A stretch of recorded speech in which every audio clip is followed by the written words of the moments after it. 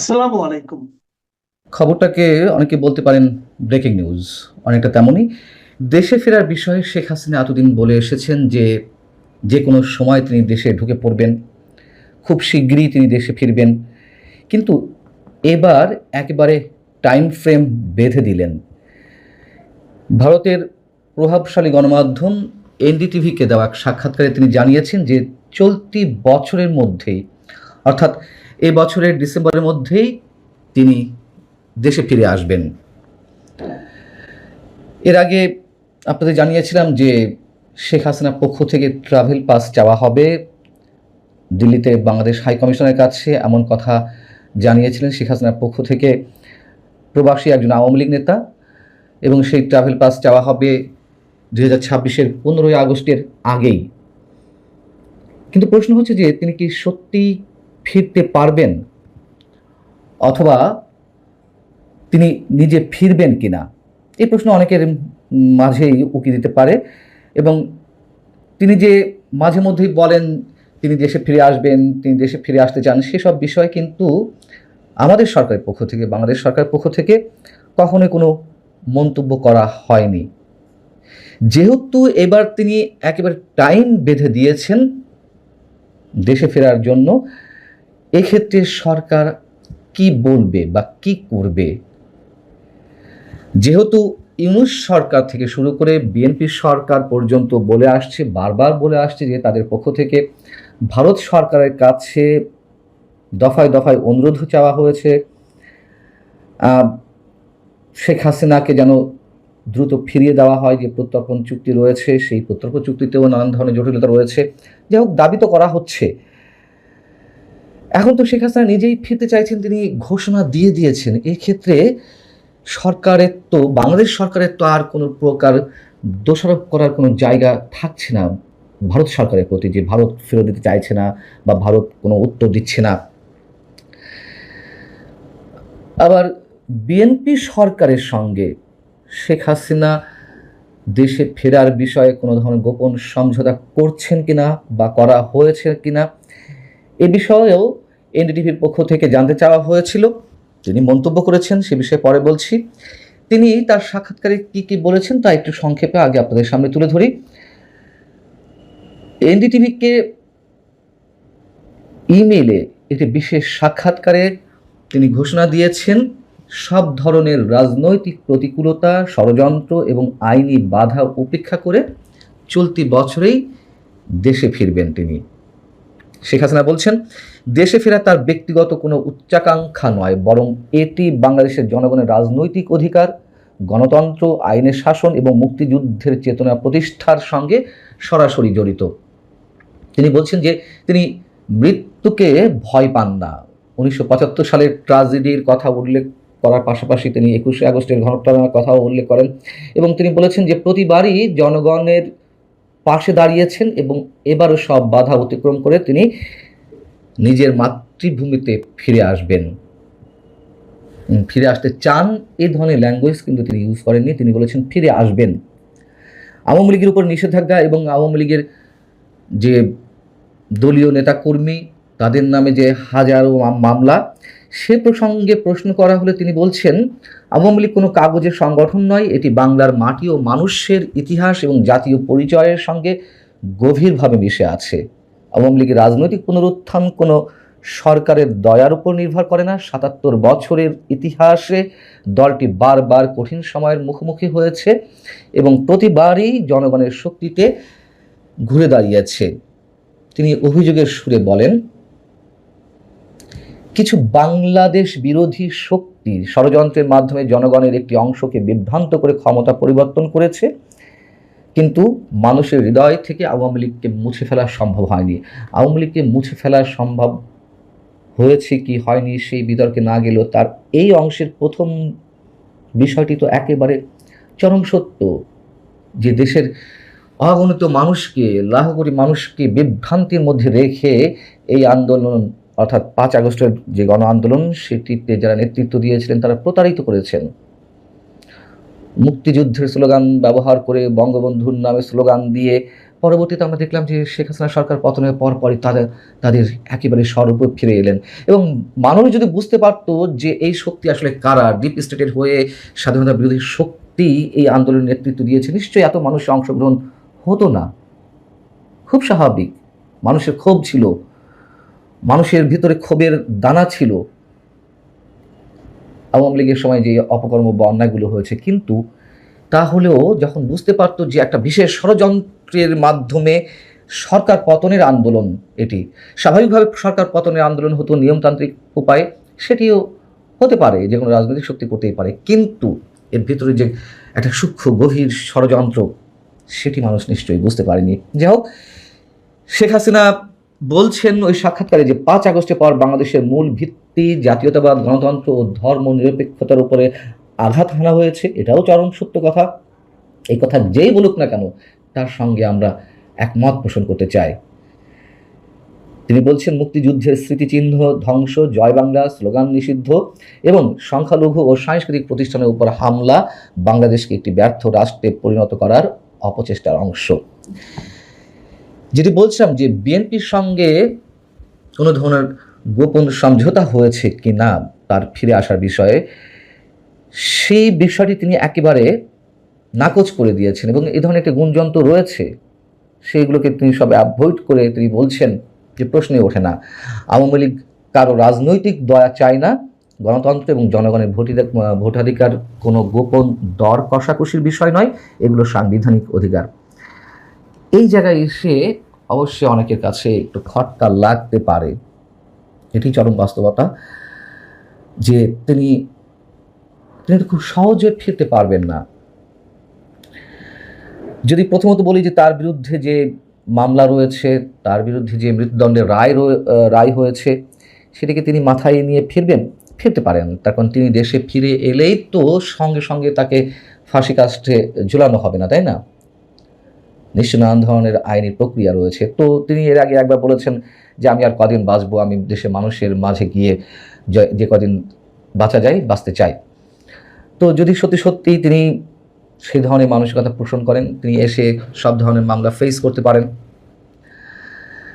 দ্বিতীয় যে বিষয়টি, যে আমরা যা দেখছি, আমরা যা শুনছি, আসলে বিহাইন্ড দ্য স্ক্রিন কিছু ঘটছে কিনা, ঘটতেই পারে, অস্বাভাবিক কিছু নয়। আন্তর্জাতিক নানান কানেকশনের মাধ্যমে নানান ধরনের সমঝোতা বলি, নানান ধরনের শর্ত বলি, এগুলো হওয়াটা একেবারে অস্বাভাবিক কিছু নয়। তবে তিনি যদি ফিরতেই চান এবং ফেরেন, এটুকু আমাদের ধরে নিতে হবে,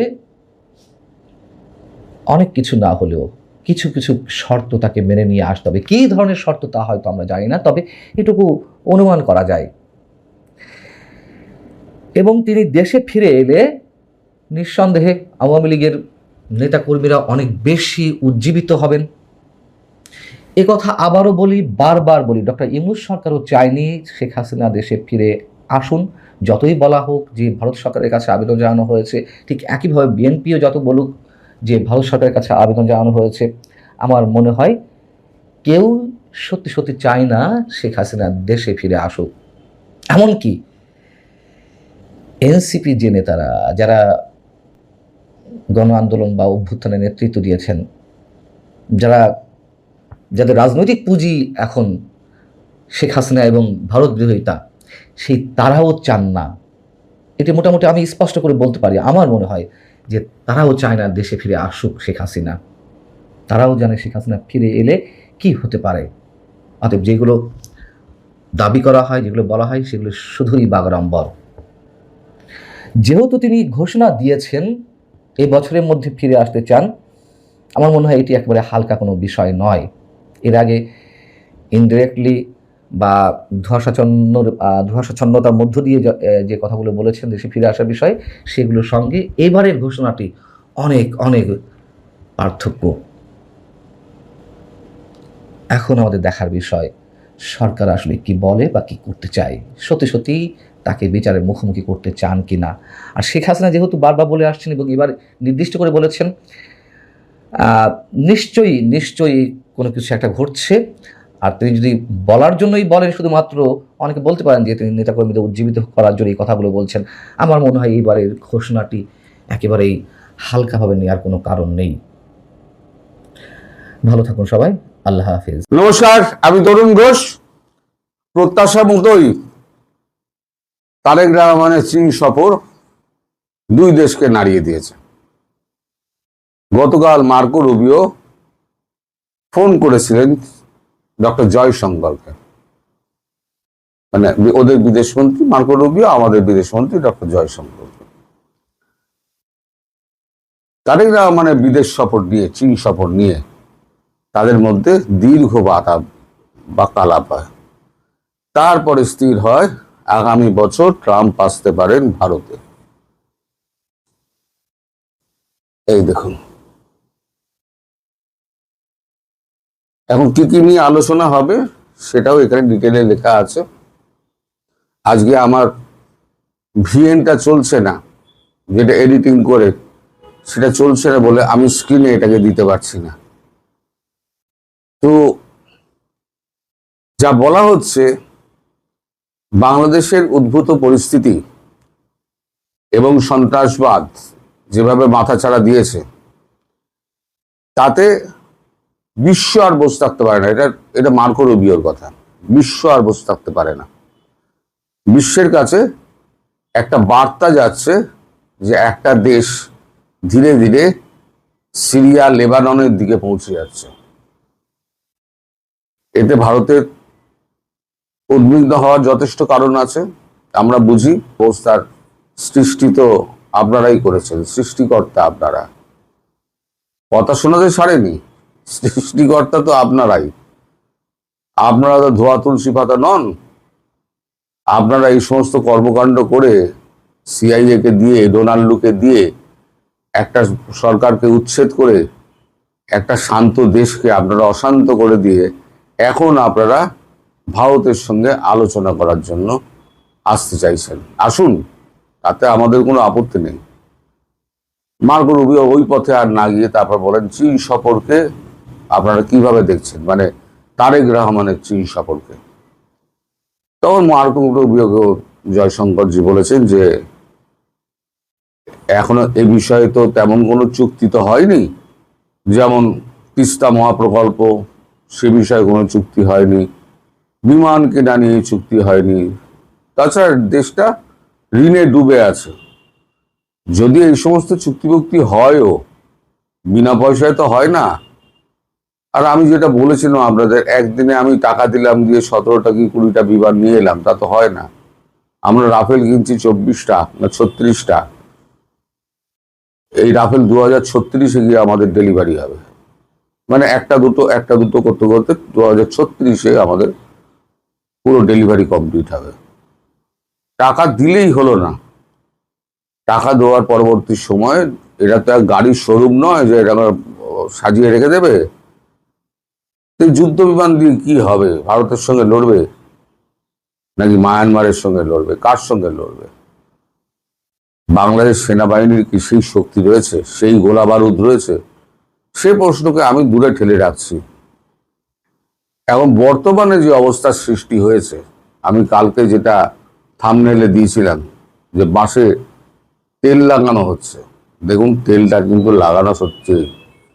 এখন কিন্তু এই তেল কিন্তু বাঁশ। এখন কিভাবে পশ্চাৎ দেশে পতিত হবে সে আমি জানি না, তবে কিছু একটা বড় সড়ো হতে পারে।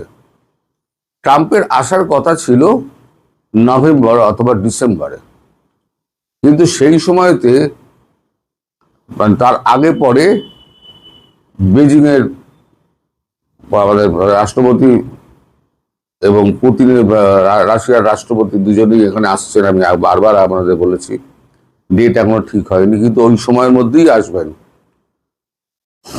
G7 এর কথা, G7 বলছি, আমাদের RIC এবং ব্রিক্সের ব্যাপারে। তো একজন লিখেছেন কোয়াডের সঙ্গে এটা মিল খায় না।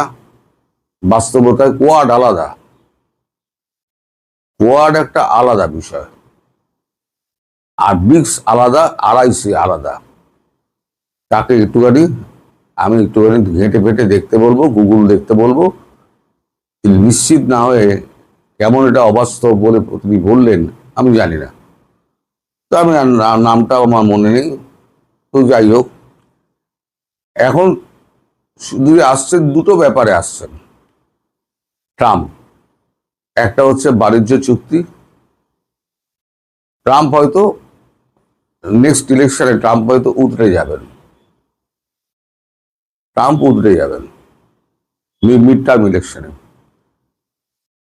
এখন তার কাছে একটা বড় সমস্যা হয়ে গেছে এই বাণিজ্য চুক্তি। বাণিজ্য চুক্তির একটা চূড়ান্ত ফয়সালা উনি করবেন, এটা মার্কো রুবিও বলেছেন। আর দ্বিতীয় হচ্ছে, এবার মুখে নয়, এবার চুক্তি করা হবে বাংলাদেশ এবং বাংলাদেশের ব্যাপারে ভারত ও আমেরিকার মধ্যে লিখিত চুক্তি। মানে যৌথভাবে একটা সিদ্ধান্ত নিয়ে বা একটা কিছু করে বাংলাদেশকে ঠান্ডা করা।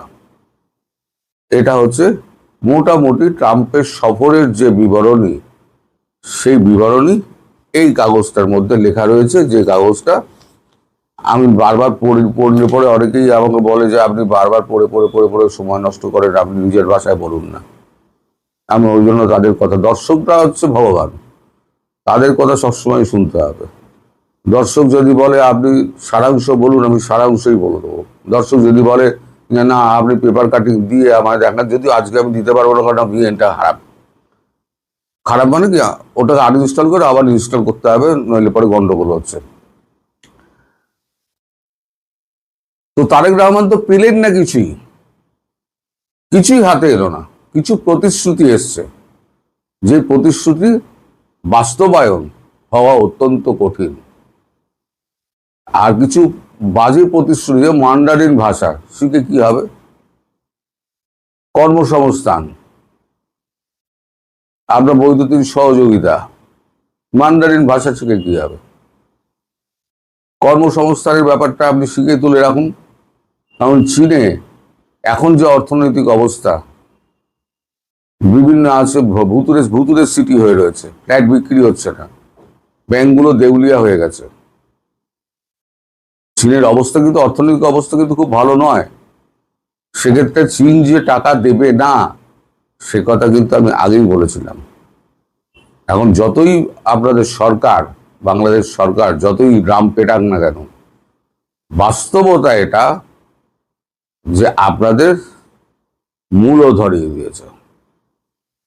কিন্তু এবার সব থেকে বড় কথা হচ্ছে, সেই সর্বনাশের একেবারে গোড়ায় ঘা দিয়ে দিয়েছেন। মানে দুই সাপের মাথায় পা তুলে দিয়েছেন, বিষধর সাপের।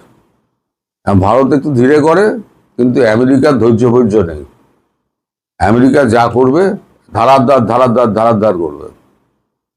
ভারত কি, ভারত আস্তে আস্তে একটা রাজনৈতিক নেতাকে ওখানে দিয়েছে, এরপরে নেপালে ওখানে পাঠাবে, ওখানে একজন রাজনৈতিক নেতাকে পাঠাবে। যেসব জায়গায় গন্ডগোল আছে সে সমস্ত জায়গায় এই রাজনৈতিক পূর্ণ মন্ত্রিত্বের মর্যাদা দিয়ে তাদেরকে পাঠানো হবে। তো এখন এই অবস্থার মধ্যে আপনারা কিন্তু একটু কঠিন সময়ের মধ্যে রয়েছেন। একটা প্রসঙ্গ বলতে ভুলে গেছিলাম, জয়শঙ্করজি এটা বলেছেন যে আপনারা যে প্যাঁচটা লাগিয়ে রেখে দিয়েছেন, এই যে গোলামি চুক্তির প্যাঁচটা লাগিয়ে রেখে দিয়েছেন, সেটা কি হবে? তখন মার্কো রুবিও বলেছে প্যাঁচ আমরাই লাগিয়েছি, আমরাই খুলে দেবো। যখন সময় আসবে তখন আমরাই তুলে দেবো বা খুলে দেবো, কিছু একটা বলেছেন আর কি, যেটা এখানে পরিষ্কার করে লেখা হয়নি। শুধু লেখা হয়েছে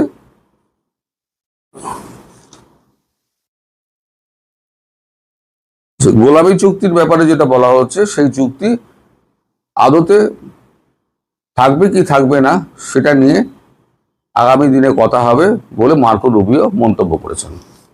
এখন তার মানে আপনাদের দেশে যে গোলামি চুক্তি, আমেরিকার গোলামি চুক্তি রয়েছে, সেই গোলামি চুক্তি থেকে বের করে আনতে পারে একমাত্র ভারত। এই যে ভারতকে দিনরাত গালাগাল করছেন, দিল্লি না ঢাকা, দিল্লি না ঢাকা এই করে চিৎকার করে যাচ্ছেন। এখন হলো কি? আচ্ছা, এবার বিকেলে আমি আপনার সন্ধ্যেবেলা যে ভিডিওটা করব সেখানে দেখবেন ব্রিটেন একদিন ইটালি ফিটালি সমস্ত নরওয়ে ফরওয়ে সমস্ত চালান করছিল, নেদারল্যান্ড থেকে চালান করছিল। এখন ব্রিটেন বলছে যে আমরা সমস্ত বিদেশি মানে আশ্রয়দাতা যারা আছে তাদেরকে সব আমরা তাড়াবো। কিয়ের স্টারমারের গদি গেল, লেবার পার্টি এখন কি করে দেখা যাক, সেটা আমি বিকেলে বলবো। ওটাও একটা দুর্দান্ত মানে বাজে খবর, যেটা আপনাদের পক্ষে খুব খারাপ। এই পাকিস্তানি এবং বাংলাদেশি এরা বিদেশে যায় উন্নত জীবনযাপনের জন্য, যা আমি বারবার বলেছি। তাহলে ওখানে গিয়ে এই সমস্ত বদমাইশিগুলো করার অর্থটা কোথায়? তো যাই হোক, আপনারা সবাই ভালো থাকবেন, সুস্থ থাকবেন এবং সাবধানে থাকবেন। নমস্কার।